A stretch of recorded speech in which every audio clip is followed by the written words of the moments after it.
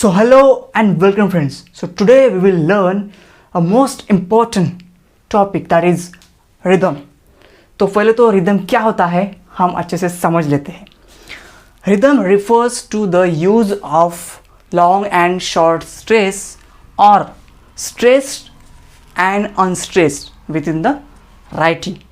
तो राइटिंग में जब कोई राइटर स्ट्रेस या फिर अनस्ट्रेस सिलाबल का यूज़ करता है. अब स्ट्रेस और अनस्ट्रेस क्या मतलब क्या है? जैसे कि हम किसी वर्ड पर स्ट्रेस देते हैं, मतलब उससे थोड़ा सा उस पर जोर देकर उसका उच्चारण करते, और कोई जो ऐसा वर्ड होता है उसको हम अनस्ट्रेस मतलब ज़्यादा उस पर जोर नहीं देते. तो ये होता है. तो उसमें क्या होता है कि स्ट्रेस और अनस्ट्रेस से एक पैटर्न क्रिएट होता है. जैसे कि हमारा हार्ट बीट का पैटर्न, जैसे कोई अगर क्लॉक देखिए टिक टॉक ऐसा, मतलब एक रिदम क्रिएट होता है, एक पैटर्न क्रिएट होता है. जैसा कि ड्रम बीट्स, जब कोई ड्रम बजता है तो उसका एक बीट्स क्रिएट होता है, तो उसे कहते हैं रिदम. तो यही रिदम एक राइटर, एक पोएट अपने राइटिंग में यूज़ करता है. तो ये होता है, मतलब rhythm is created through stress and unstress pattern with in a writing. हम इसे एक मेट्रिकल फीड भी कह सकते हैं. ठीक है. तो ये जो रिदम वर्ड है ये एक ग्रीक मीनिंग से आया है, मेजर्ड मोशन. इस ग्रीक मीनिंग से ये रिदम, ये वर्ड लिया गया है. तो ये था उसका मीनिंग और थोड़ी सी हिस्ट्री. अब हम इसके कुछ इम्पोर्टेंट टाइप के बारे में बात करते हैं. तो चलिए, तो अब कुछ इम्पोर्टेंट रिदम की टाइप की अगर बात करें तो फर्स्ट आता है एम्ब. ये एक बहुत ही फेमस एंड पॉपुलर रिदम का एक पैटर्न है जो राइटिंग में यूज़ किया जाता है. इंग्लिश लिटरेचर में ज़्यादातर इसका यूज़ किया जाता है, जैसे कि एम्बिक पेंटामीटर, ये बहुत पॉपुलर है. तो एम्ब में क्या होता है कि एक जो फर्स्ट सिलेबल जो होता है वो होता है अनस्ट्रेस, और सेकंड जो सिलेबल होता है वो होता है stress syllable. So unstress and stress syllable, इसका एक पैटर्न बनता है और इसे हम कहते हैं एम्ब. सेकेंड नंबर पर है ट्रॉची. सो ट्रॉची में आता है फर्स्ट, मतलब एम्ब का अपोजिट, एग्जैक्ट अपोजिट होता है. तो इसमें जो आता है फर्स्ट आता है स्ट्रेस सिलेबल, उसके बाद आता है अनस्ट्रेस सिलेबल्स, यानी कि डम डा स्ट्रेस अनस्ट्रेस.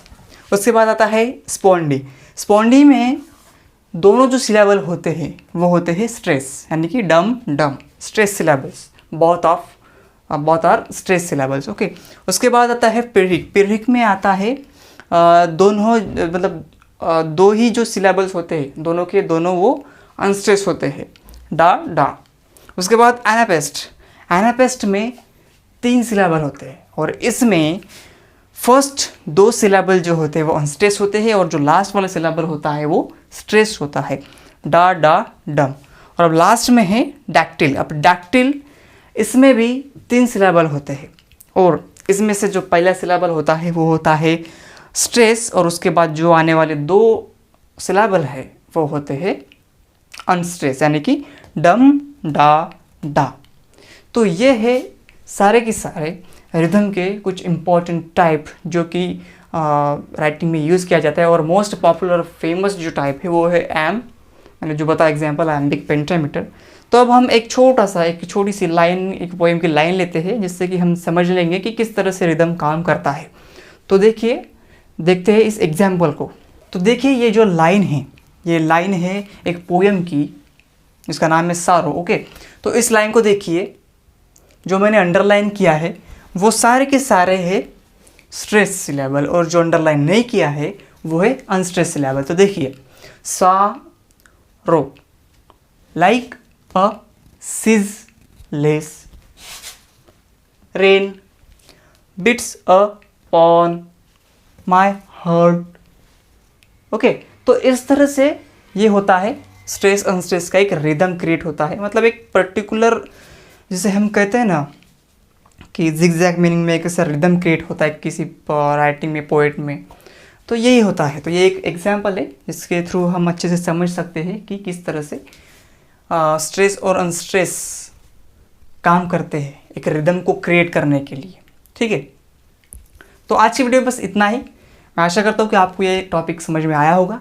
मिलते हैं अगले वीडियो में।